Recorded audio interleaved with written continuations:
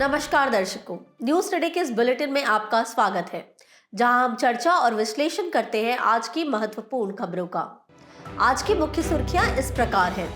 IT Bombay के एक अध्ययन में पश्चिमी घाट क्षेत्र में मृदा अपरदन की चिंताजनक दर का उल्लेख किया गया। केंद्रीय प्रदूषण नियंत्रण बोर्ड की रिपोर्ट के अनुसार उसने पर्यावरण संबंधी निधियों में जमा 80% राशि का उपयोग नहीं किया है।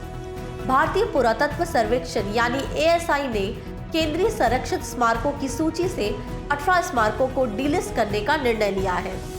भारतीय रिजर्व बैंक RBI ने विनियमित संस्थाओं में स्वविनियामक संगठनों यानी SROs को मान्यता देने के लिए व्यापक फ्रेमवर्क तैयार किया।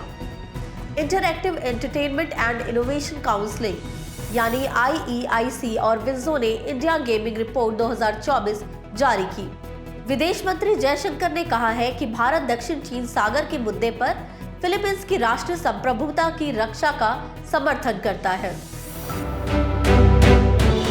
चलिए अब खबरों की चर्चा विस्तार से करते हैं और सबसे पहले रुक करते हैं आज की पहली मुख्य खबर की ओर। आईटी बॉम्बे के एक अध्ययन में पश्चिमी घाट क्षेत्र में मृदा अपरदन की चिंताजनक दर का उल्लेख किया गया। आपको बता दें कि यह अध्ययन 1990 और 2020 के बीच लैंडसेट आर्ट के डेटा, वर्षा रिकॉर्ड आदि का उपयोग करके किया गया था। आइए सबसे पहले अध्ययन के मुख्य बिंदुओं पर एक नजर डाल लेते हैं। तमिलनाडु और गुजरात में पश्चिमी घाट क्षेत्र के कुछ हिस्सों में मृदा अपरदन में क्रमशः 121% एवं 119% की वृद्धि दर्ज की गई थी। इसके अलावा संपूर्ण पश्चिमी घाट क्षेत्र में अपरदन दर में 94% की वृद्धि दर्ज की गई है। गौरतलब है कि मात्रा के हिसाब से महाराष्ट्र में 2020 में प्रति वर्ष सबसे अधिक 79 टन प्रति हेक्टेयर मृदा का अपरदन हुआ था, जबकि केरल में सबसे कम अपरदन हुआ था। चलिए अब अपरदन के लिए जिम्मेदार कारकों के बारे में जान लेते हैं। वर्षा के कारण होने वाले अपरदन में वृद्धि हुई है। इसकी वजह है अपरदन को बढ़ावा देने वाली तेज वर्षा का होना। इसके साथ ही खड़ी ढलान और अत्यधिक वर्षा, जलवायु परिवर्तन और असंधारणीय भूमि उपयोग और अंत में चाय कॉफी जैसी फसलों की खेती इत्यादि। चिंताओं की बात करें तो संपूर्ण पश्चिमी घाट क्षेत्र में जैव विविधता, कृषि उत्पादकता, जल की गुणवत्ता आदि के लिए खतरा पैदा हो गया है। आइए अब किए गए सुरक्षा संबंधी उपायों के बारे में जान लेते हैं। पश्चिमी घाट क्षेत्र की पारिस्थितिकी का आकलन करने के लिए गाडगिल समिति और डॉक्टर के कस्तूरी रंगन समिति गठित की गई थी। इसके अलावा केंद्रीय पर्यावरण, वन और जलवायु परिवर्तन मंत्रालय के तहत पश्चिमी घाट प्राकृतिक विरासत प्रबंधन समिति गठित की गई है और टाइगर रिजर्व, राष्ट्रीय उद्यान, वन्य जीव अभयारण्य जैसे संरक्षित क्षेत्रों की संख्या बढ़ाई गई है। पश्चिमी घाट के बारे में बात करें तो पश्चिमी घाट वास्तव में भारत के पश्चिमी तट के समानांतर फैली पर्वतों की श्रृंखला है। इसकी कुल लंबाई 1600 किलोमीटर है। यह 6 राज्यों गुजरात, महाराष्ट्र, गोवा, कर्नाटक, केरल और तमिलनाडु में विस्तारित है। चलिए आप पश्चिमी घाट के महत्व के बारे में जान लेते हैं। यह यूनेस्को का एक विश्व धरोहर स्थल है। यह पृथ्वी पर 36 जैव विविधता हॉटस्पॉट्स में से एक है। इसके अलावा से दुनिया के 8 हॉटेस्ट हॉटस्पॉट्स में से एक के रूप में मान्यता प्राप्त है। यहाँ गैर भूमध्य रेखीय उष्णकटिबंधीय सदाबहार वनों के सर्वश्रेष्ठ उदाहरण है। यह मानसून के दौरान पूर्व की ओर बढ़ते बादलों के लिए अवरोधक के रूप में कार्य करता है। चलिए बढ़ते हैं आज की दूसरी मुख्य खबर की तरफ। केंद्रीय प्रदूषण नियंत्रण बोर्ड की एक रिपोर्ट के अनुसार उसने पर्यावरण संबंधी निधियों में जमा 80% राशि का उपयोग नहीं किया है। जानकारी के मुताबिक CPCB ने यह रिपोर्ट राष्ट्रीय हरित अधिकरण यानी NGT को सौंपी है। रिपोर्ट के अनुसार पर्यावरण संरक्षण शुल्क यानी EPC और पर्यावरण प्रतिपूर्ति के माध्यम से कुल 777.69 करोड़ रुपए का संग्रह किया गया था। हालांकि CPCB ने इसमें से केवल 20% का ही उपयोग किया है। आपको बता दें कि इन निधियों का उपयोग कई अहम कार्यों के लिए किया गया था। इनमें से पहला है वायु गुणवत्ता पर अनुसंधान एवं विकास, दूसरा स्वास्थ्य पर प्रभाव का अध्ययन, तीसरा वायु और जल गुणवत्ता निगरानी के लिए अवसंरचना का विकास और चौथा दूषित स्थलों का उपचार आदि। चलिए अब जानते हैं सीपीसीबी को किन 2 मदों के तहत प्रतिपूर्ति मिलती है। दरअसल पर्यावरण संरक्षण शुल्क ईपीसी के तहत वाहन डीलर या निर्माता को कुछ प्रकार के नए डीजल वाहनों पर 1% ईपीसी का भुगतान करना आवश्यक होता है। यह शुल्क केवल दिल्ली और एनसीआर में पंजीकृत वाहनों पर ही लगाया गया है। सुप्रीम कोर्ट के आदेश के तहत यह शुल्क प्राप्त होता है। इसके अलावा पर्यावरण प्रतिपूर्ति के रूप में पर्यावरण की सुरक्षा के लिए नीतिगत उपाय किए गए हैं। यह प्रदूषक द्वारा भुगतान के सिद्धांत यानी कि पॉल्यूटर पे प्रिंसिपल पर आधारित है। यह प्रतिपूर्ति एनजीटी के आदेश के तहत प्राप्त होती है।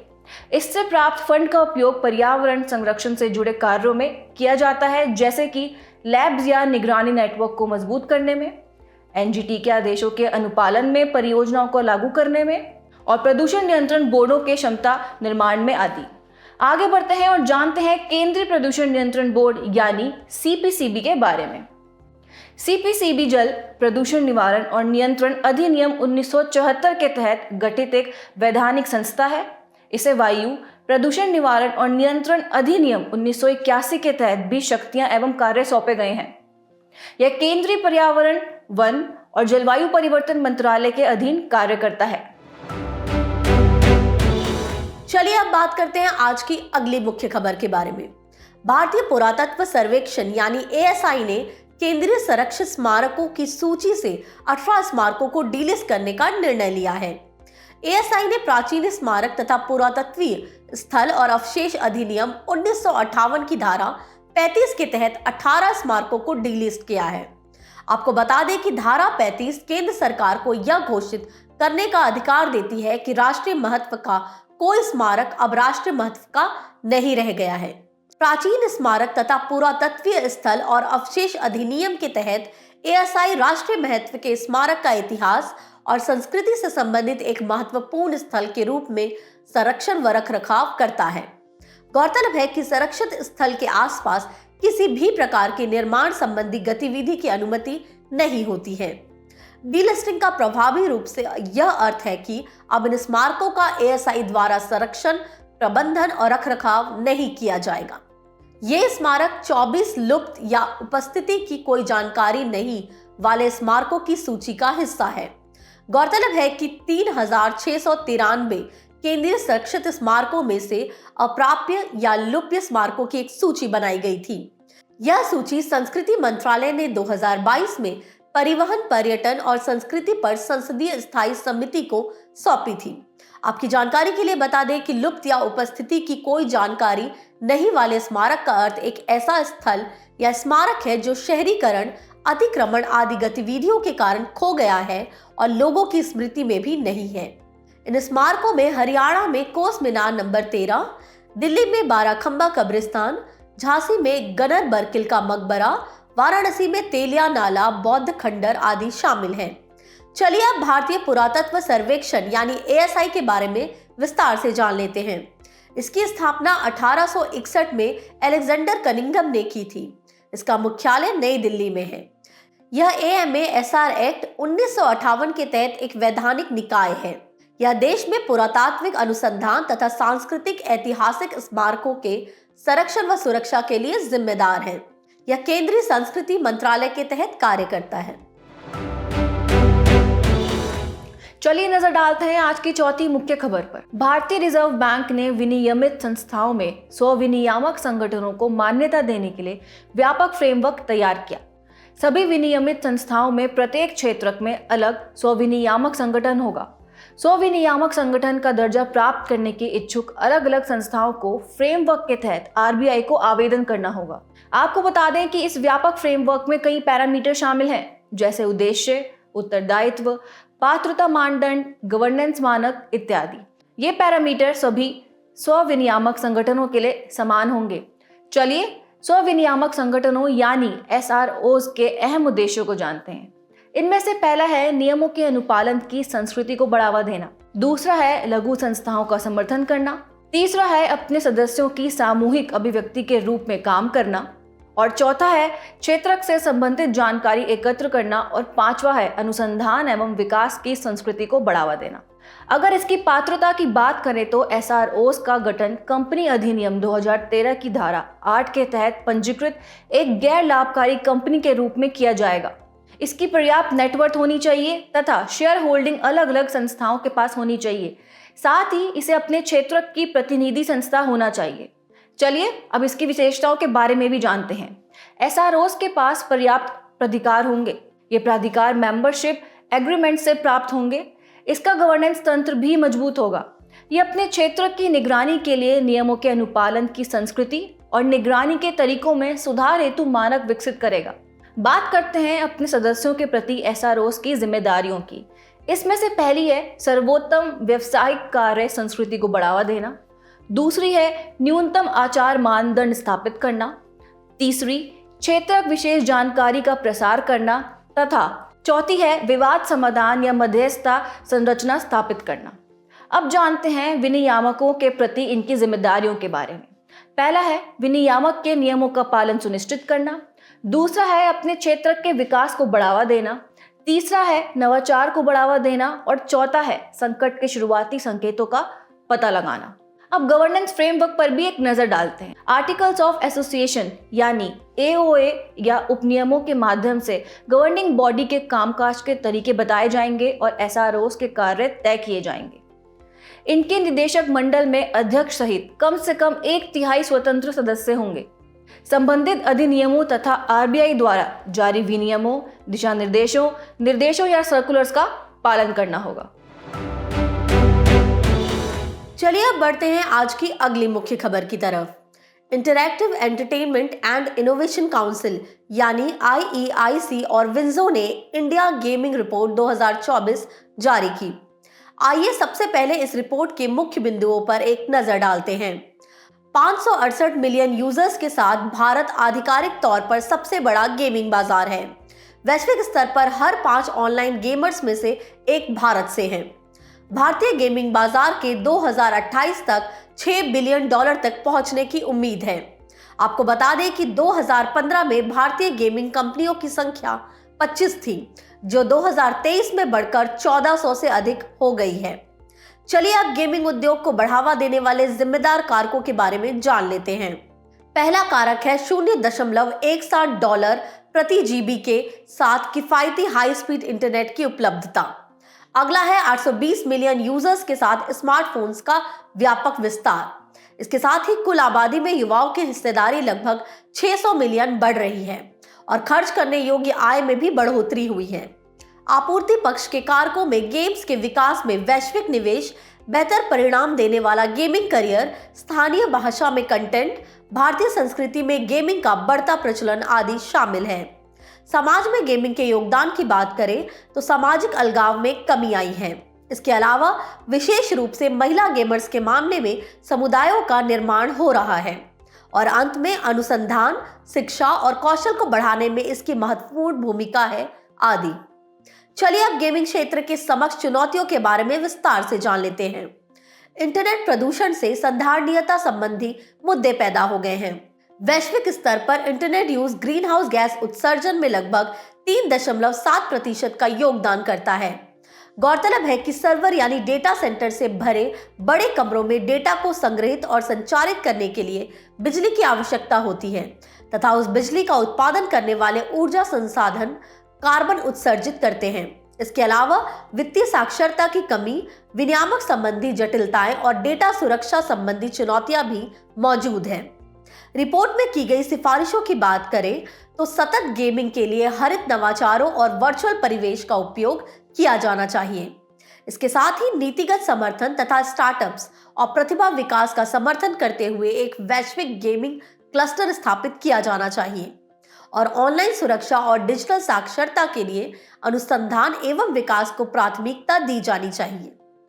आइए अब गेमिंग क्षेत्र को बढ़ावा देने के लिए सरकार द्वारा किए गए हस्तक्षेप के बारे में जान लेते हैं।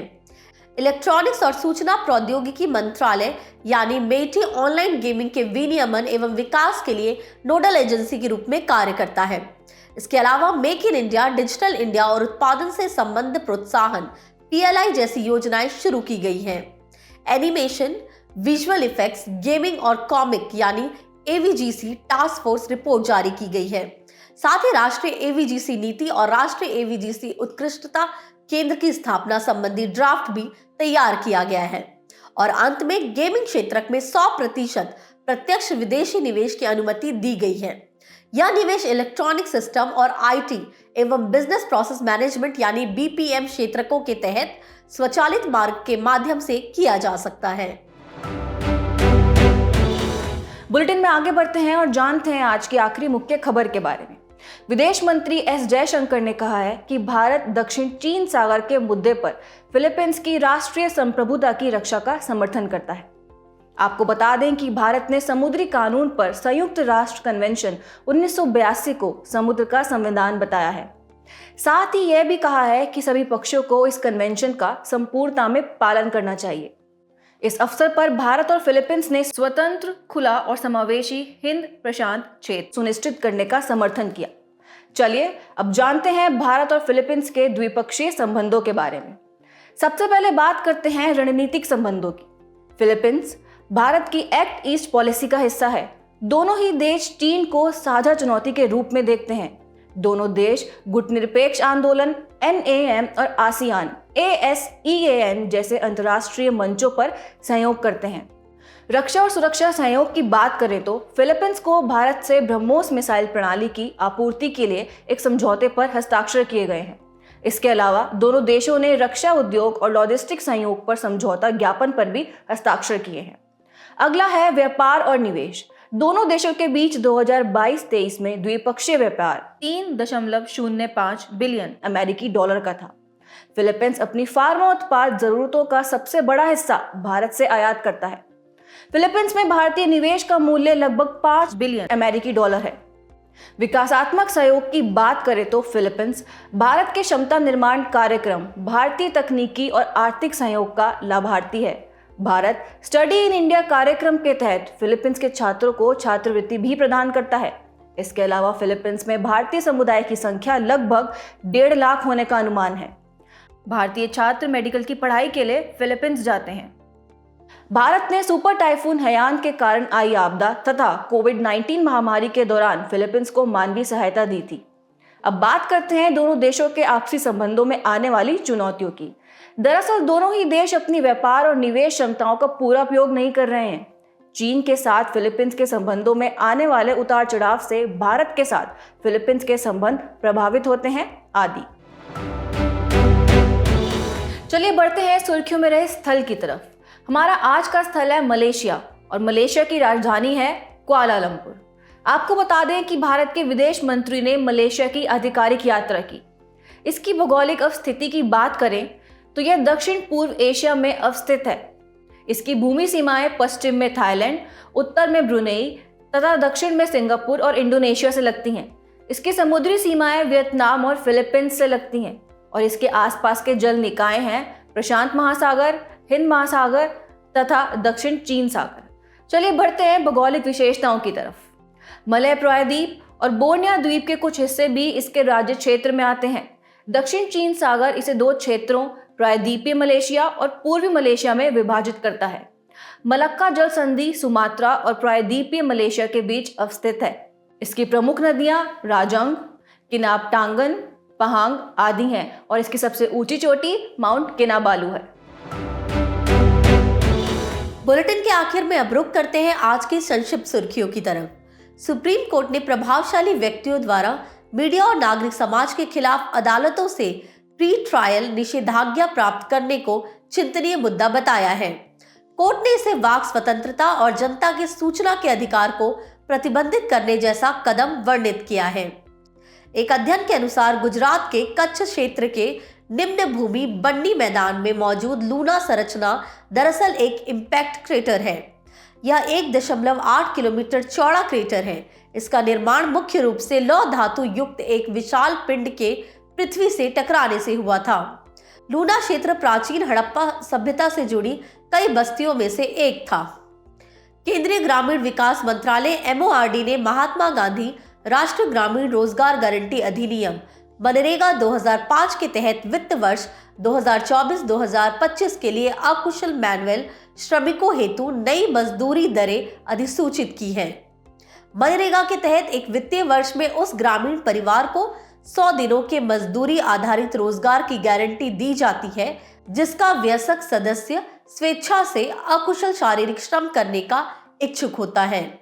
भारतीय बीमा विनियामक और विकास प्राधिकरण IRDAI ने 2023-2024 के लिए DSIIs की सूची जारी की है। भारतीय जीवन बीमा निगम LIC, general insurance corporation of India और न्यू इंडिया इंश्योरेंस कंपनी को फिर से DSIIs यानी डोमेस्टिक सिस्टमैटिकली इंपॉर्टेंट इंश्योरेंस के रूप में नामित किया गया है। भारतीय दूरसंचार विनियामक प्राधिकरण TRAI ने मशीन टू मशीन संचार M2M के लिए एम्बेडेड सिम के उपयोग पर सिफारिशें जारी की है। एतुर नगरम वन्य जीव अभयारण्य में वनाग्नि की घटना दर्ज की गई है। एग्रीरेन और ऊर्जा नामक दो संगठन देश के चुनिंदा हिस्सों में इरिगेशन एज अ सर्विस यानी IaaS प्रदान कर रहे हैं। हालिया अध्ययन के अनुसार मुश्क बुदजी चावल की सुगंध बढ़ाने में ऊंचाई और तापमान महत्वपूर्ण भूमिका निभाते हैं। यह स्वदेशी चावल की एक किस्म है। इसकी खेती कश्मीर हिमालय में की जाती है।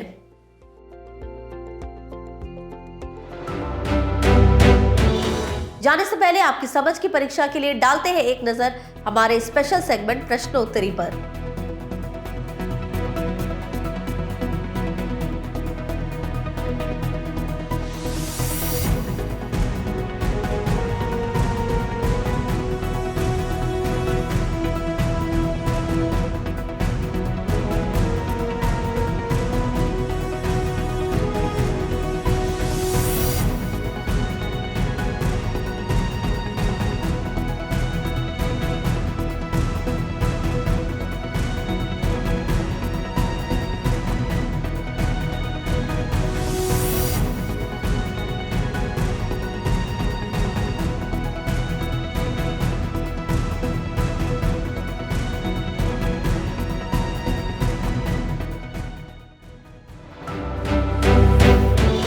हमसे जुड़ने के लिए आपका धन्यवाद। उम्मीद है न्यूज टुडे का यह बुलेटिन आपको पसंद आया होगा। न्यूज टुडे की PDF को डाउनलोड करने के लिए और आज के क्विज के उत्तर के लिए डिस्क्रिप्शन में दिए गए लिंक पर क्लिक कीजिए।